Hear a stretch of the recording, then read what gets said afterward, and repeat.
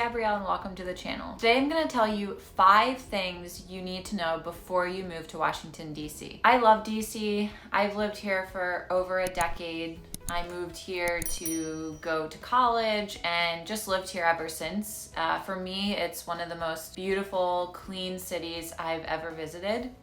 And there's just so much that the city has to offer outside of just visiting it for a weekend to see the monuments and museums. It's really an incredible place to live. With that being said, I want to be as honest as possible, so I'm going to cover both the positive and negatives of life here. First off, we get to enjoy all 4 seasons in this city. What I love about this is every season has something totally different to offer.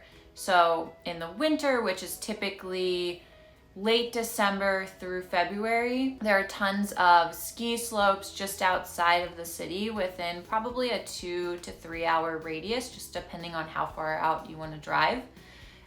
This is also a great time to check out our museum exhibitions, and we also have so many breweries and vineyards that are also open in the winter time and indoors, so you can go there with friends and stay warm. One of the things I love most about the springtime is the Cherry Blossom Festival. And for those of you familiar with DC, it's pretty well known.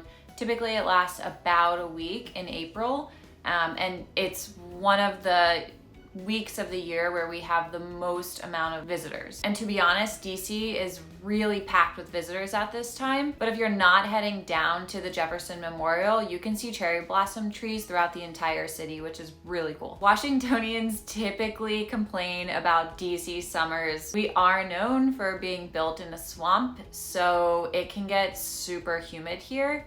And that's typically from July through August. So it can get crazy hot, but the good news is that there's tons of hotels and apartment buildings with rooftop pools. So one of my favorite things to do is to go hang out with friends at a rooftop pool and just be able to cool off because it's super hot. For those that stay in the city most of the summer, this is when the Washington Nationals are playing, and it's super fun going to Nats games with friends, drinking beers, heading out to a bar, something nearby a Navy Yard right after the game. It's so much fun. And the other thing that's really great about summertime here is that DC is so close to the East Coast that there are a number of beaches that you can go to, even for a day trip if you just want to cool off, maybe rent an Airbnb, definitely have that option. The fall is probably my favorite season in DC. I love it because the trees are beautiful. We're such a green city. There's so many parks.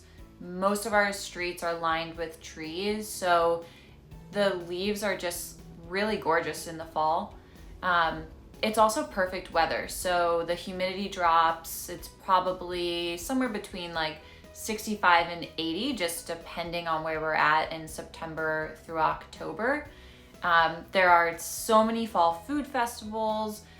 We also have over 200 vineyards in our area, so renting a bus or a driver with friends and just heading out for the day to a few vineyards is something I always do, and it's a total blast. If I'm not looking to go to vineyards, you can still hop in your car and drive out to the Virginia mountainside and go for a hike, or rent even like a farmhouse or something on Airbnb out in the countryside. It's so gorgeous, and it's just really nice to have some quiet and that change from busy city scenery. With that being said, we definitely have some tougher months. So like I mentioned before, July and August can be super humid. So, not ideal, but there's a number of indoor activities throughout DC. If you want to get out of your home and cool off, we have tons of things you can do. And then wintertime, January, February are generally really cold. But if you have a warm enough coat, like I said, there's tons of things you can do indoors to make it really not feel so bad. The second thing I want to tell you about is our traffic. Every Washingtonian complains about our traffic, but the truth is it's just really not that bad relative to other cities like New York or LA. We are home of the government and national politics, so you do have a lot of people who are commuting from outside the city into their government jobs.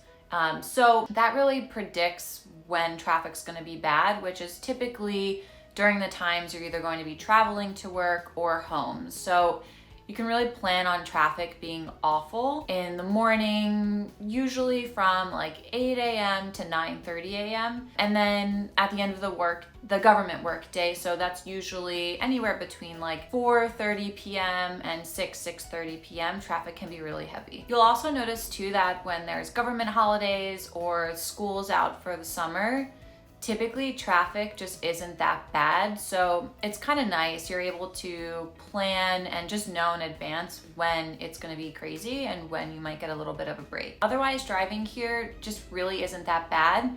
I live on the east side of the city, and to get all the way to the west side, it can typically take me about 30 minutes.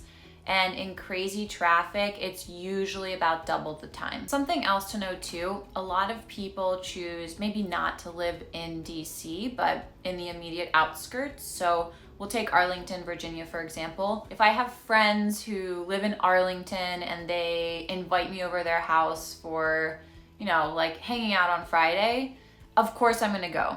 It takes like 20 minutes to Uber there from where I live, and it's really not that bad. Versus other cities, to get all the way across town or to another part of the city, maybe crossing a bridge, you might think like, I'm absolutely not gonna do that. It's gonna take at least an hour. But here, the outside suburbs of DC are really easy to get to. If you are looking for just an easier lifestyle in the city, I usually recommend living somewhere close to a metro. There are a lot of metro stops throughout the city. The metro is a very easy, comfortable way of getting around the city. It's really popular. And also choosing a neighborhood where you'll have amenities nearby that you'll use. So maybe living a little bit closer to the grocery store you usually go to, or maybe your kid's school. Things like that will just make life a little bit easier because, like I said, depending on where you live and where you need to get to and the time of day, it can be a little slow to get there. So it's just a little easier if you live near the places you typically spend your time. The third thing I want to talk about, and this could be seen as a negative or a positive, it really used to bother me, but to be honest, now it doesn't at all. When you move here, everyone is going to ask you what you do for a living. It's classic DC for that to be one of the first questions you're asked anywhere you go. To be honest, when I first moved here, and probably for like 3 or 4 years, I thought it was kind of rude. Like, they don't even want to get to know me. They just want to know what I do. But it's a very Washingtonian thing to do. And people don't mean harm by it, right? Like, we live in this city that's so transient. And again, like, a lot of people here are in politics or consulting or tech. And there's so many people internationally moving here. Like, everyone has an interesting story. And so I think that's really the basis where people are wanting to know what you do, because again, we all lead interesting lives here. So at first, like I said, super off-putting, like, this is rude, but I can't lie, it's something I do as well, and it really comes from a place of curiosity and wanting to hear your story. And to be totally honest, if I met you at a bar, I'm probably gonna tell you what I do and ask you what you do as well, and that's totally okay because it's accepted here. Okay, the fourth thing is our restaurant scene, and probably the most exciting one for me. I would consider myself a DC foodie, and our restaurant scene is incredible. Living here for over a decade, I've watched it grow definitely over the last 5 years, seeing chefs from out of state, LA, San Francisco, New York City, create transplants in our city, and it has really changed the culinary scene in DC that, to be honest, like, it's hard to keep up with. One of the things that really surprises me most about our restaurant scene is that people typically see DC as a very conservative city where you might, one might think that you have to dress up and look nice if you go out to like a top restaurant in the city. And what I love most about our restaurant scene is that most of our top restaurants, you can walk in jeans and a t-shirt and it's totally fine. Most people are dressed like that. And you can have the best meal of your life in the most casual atmosphere. With that being said, there's also a number of restaurants that are white tablecloth dining, and that's great too. But you don't have to dress up and make a whole scene of things to get that like fine dining experience, which is great. Like you can casually go out to dinner with friends and have a wonderful evening and delicious food without having to like go overboard. And lastly, there really isn't anything you can't do here, which is really why I love this city so much. What do I mean by that? I mean that there's so much you can do not only inside the city, but also outside, like I talked about. And for me, it's, you know, we have hiking, we have skiing, I can go to vineyards, I can check out amazing museums, I can go to a number of shows because we have so many theaters, amazing restaurants. And not to mention, if you want to get out of the city for a long weekend, you can hop on a train at Union Station and head to New York City for like $60. And if you ever just want to take a long weekend and hop up to New York City, you can either take a bus for $40 or you can hop on a train at Union Station and round trip get to New York City for less than $100. The sky is the limit here and you can make whatever you want of this city. That's all I've got for now. Thank you all so much, and don't forget to subscribe and tune in to my new video next week.